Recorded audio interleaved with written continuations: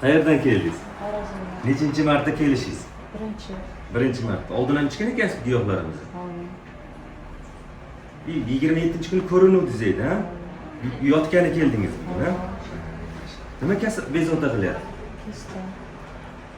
Qachondan beri? 3 yil davomida davolanib turibman. 3 yildan beri muolaja olasiz. Aynen. Meditsina. Meditsinada endi oz giyoh bilan. Oldin giyohlar ichganmisiz? Yo'q. Birinchi marta giyohlar Aynen. ichishingiz, ha? Giyohlarimiz birinchi o'rinda organizmga bezarar. Organizmni yoshartirish xususiyati bo'ladi livoy giyohda. Toza, tabiiy, jigarga ta'sir qilmaydigan tabiiy mahsulotlar bo'ladi. Keyin giyohlar bir tomonlama hammasi o'zimiz tabiatda o'sib chiqqan giyohlar tabiiy terib olinadi, toza terib olib, kerakli joyini odamlarga kerakli holatda buyuriladi. Giyohlarning shu tarafi yaxshi. Bularning hammasi litsenziyalangan. Litsenziyalarga hammasi tekshiruvlardan, laboratoriyadan o'tgan giyohlar bo'ladi. Hammasi laboratoriyadan o'tgan toza giyohlar. Murod Shoh Tabobat klinikasida qanaqa kasalliklar bo'yicha tekshiriladi?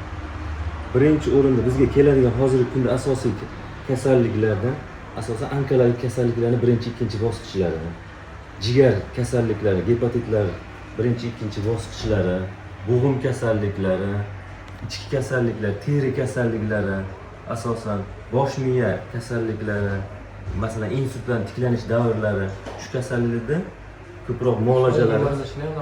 Ha, o'sha revmatologik kasalliklar, bo'g'im kasalliklari 4-darajasigacha bo'lganlari kelsa, muolajalarimiz bor. Murod Shoh Tabobat klinikasida bosh tabib Yulduz Xonxonova tashqari vrachlarimiz ham shu yerda bo'ladi. Kelmoqchi bo'layotganlar, savoli borlar, bemalol ekran nurida telefon qilinglar yoki kommentariyada plyus qoldirsanglar maqsadga muvofiq bo'ladi. Doktor, rahmat sizga. Mayli, ishlaringizga omad.